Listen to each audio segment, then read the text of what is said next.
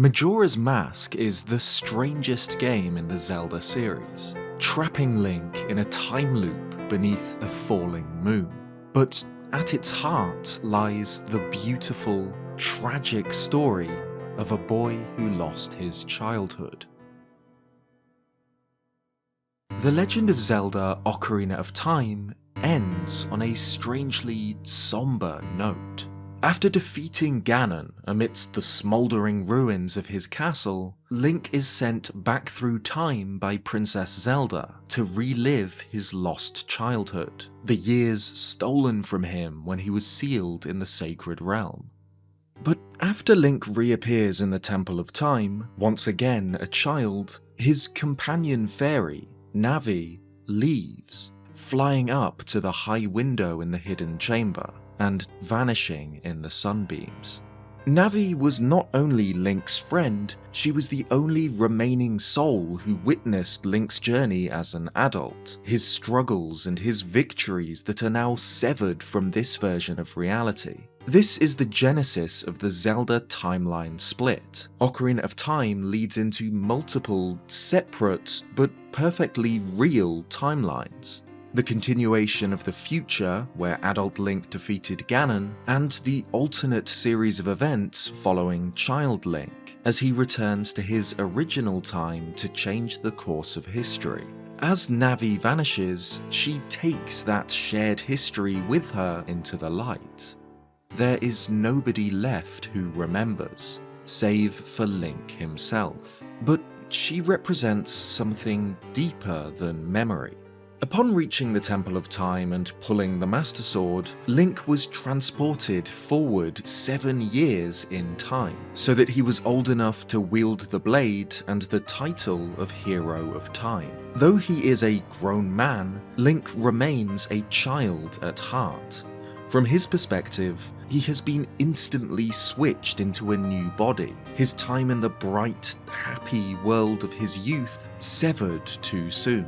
Adult Link is an anachronism, a boy out of his own time. Because of this, Princess Zelda's decision to send him back through time after Ganon's defeat, back to before he ever pulled the Master Sword, was an act of kindness. It gave Link back his child body, but it did not rid him of the memory of having his childhood ripped from him. When he returns to the child era, he finds that he does not belong here either. He has been forever changed by his time as an adult. This is perhaps the most important thing Navi's disappearance represents. Navi is a guardian fairy of the Kokiri, the eternal children of the forest, Link's home from a time when Link believed he would never grow up. Losing her at the end of Ocarina of Time is symbolic of Link losing his childhood. Though Zelda sent him back through time, back into the body of a child, he has been irreversibly changed by this experience. His innocence, his childhood wonder, irretrievably lost. So when we find Link scouring the lost woods for Navi at the beginning of Majora's Mask, he is vainly searching for his lost youth, but he doesn't find it.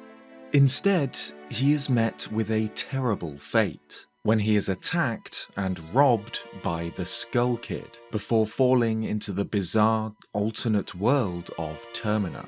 The Skull Kid himself is another figure of lost childhood. Skull Kids are what become of children who wander into the lost woods and never return, becoming mischievous forest spirits. This Skull Kid, however, the very same to which Link taught Saria's song during Ocarina of Time, has come into the possession of Majora's Mask, a dark artifact housing something akin to a malevolent god. Majora controls the Skull Kid like a puppet, twisting its childlike pranks into acts of outright cruelty.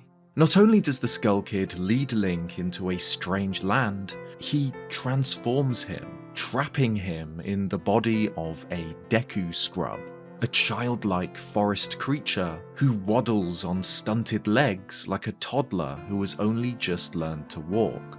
In this form, Link is unable to wield his sword or shield, and is treated like a child by the adults he encounters in Clocktown. The guards prevent him from leaving, saying that they cannot let a child like you pass unaccompanied. Link even has a fairy again, just like the Kokiri of his childhood. Tattle, one of Skull Kid's companions, joins Link after his transformation. And just before Link enters the clock tower, Tattle calls Link's attention to a strange, twisted little tree. It's strange, but the way you look right now sort of looks like this tree. It looks all dark and gloomy, almost like it could start crying any second now. Later in the game, it becomes clear that this tree was the Deku Butler's son, a child whose soul was ripped out by the Skull Kid and used to curse Link. By playing the Elegy of Emptiness, Link can see this Deku Scrub's original form. With this in mind, Link's Deku form is literally a form of stolen childhood, ripped from an innocent Deku Scrub and forced upon the hero of time. So at the beginning of the game, Link has got everything he wanted. A return to his forest home, a childlike form, and a fairy at his side. But it's all horrible. It's a twisted mockery of his early years in the Kokiri forest. Immediately, his goal becomes to undo the Skull Kid's curse, to grow up again, to regain his competence and his agency. In this light, Majora's Mask is not a story about reconnecting with childhood. It's a story where Link, a child who was forced to grow up before he was ready, comes to terms with this trauma and learns to accept the loss of his innocence, to let it go rather than try, in vain, to recapture it, and to make a conscious choice to grow up, rather than having adulthood forced upon him. Majora's Mask is one of the most emotional, personal games in the Zelda series. Many of its quests aren't about defeating great monsters or uncovering lost treasure, but about human stories of love and loss. In Termina, Link discovers that everybody has their own trauma and their own struggles. Anju and Cafe, lovers separated at the end of the world. The postman, a figure so utterly defined by his duty that, without it, he doesn't know how to exist. Pamela, a little girl whose father has succumbed to a curse she is too young to understand. Until Link has rescued the 4 giants, he cannot stop the moon from falling. He can only rewind time before it lands. But across the same 3 days, looping again and again, Link can observe and come to understand the plight of these people and how to help them. As a figure outside of time itself, Link has an intimate view into their lives, and though he carried his own trauma with him into Termina, he brings peace to the troubled souls he finds there. In doing so, he is rewarded with masks, physical manifestations of the happiness and gratitude of those he has helped. This is who Link is, a selfless, courageous hero with the will to help others at any cost to himself. He does so here in Termina just as he did in Hyrule, where even as the confused, tragic figure of adult Link, he was able to stop the reign of Ganondorf and bring peace to the land and its people. Of course, there are also the other transformation masks, the Goron mask of Darmani and the Zora mask of Mikau. These are created as Link soothes the tormented souls of the dead, allowing him to inhabit their bodies and finish what they could not. But rather than the stolen spirit of the Deku mask, these masks are given willingly, and rather than twisting him into the diminutive form of a child, they allow him to grow into the taller, stronger, and more able bodies of adults. The theme of growing up is perhaps highlighted best during the game's finale, when Link finally calls the four giants to stop the destruction of Clocktown and enters the moon itself in pursuit of Majora. Inside the moon, Link finds himself in a vast meadow with a single great tree on a hill. Masked children play in the long grass, 4 of them wearing the Boss Remains masks: Adolwa, Goat, Georg, and Twinmold, who will ask Link to give them the masks he has collected during his time in Termina, and in return will play hide and seek with him. The children hide in dreamlike mini-dungeons themed after the game's temples, each hiding in the same place: a child's bedroom, where they ask Link about himself, if he's happy, if the face he wears is itself a mask. In the field, there is a 5th, final child, not playing with the rest. He sat underneath the tree, wearing Majora's mask. If Link has collected every mask in the game so far and given them away, this final child will note the absence of the other children. He will present Link with the final mask, the most powerful mask of all, the Fierce Deity's mask. Majora's Mask's main transformation masks are formed from the souls of others, the Deku Butler's son, Darmani, and Mikau.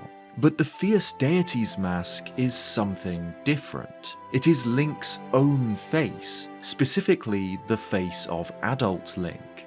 It transforms Link into a warrior, a towering, armoured man wielding a great double helix blade, the single most powerful incarnation of the hero in the series. What Link finds in the moon might represent acceptance, him finally coming to terms with the loss of his childhood. By helping others, with their thankfulness manifested in Link's collection of masks, Link finally lets go of the child within him and grows up. But this time, it isn't too soon. It isn't forced upon him. Growing up is a choice to deliberately leave behind the comforts of youth. With this in mind, the Fierce Deity's mask's description, could this mask's dark powers be as bad as Majora? Tremendous power is emanating from within, makes sense. Because this mask represents Link's own emotions, how he sees his adult form. It is terrible. It represents the traumatic loss of innocence he suffered in the Temple of Time, but it is also powerful beyond measure. This is the form that had conquered evil and saved the world. Just like in Ocarina of Time, Link grows up to face the darkness. But in Majora's Mask, adulthood is apotheosis rather than disaster, an enlightenment that grants him the strength of a god.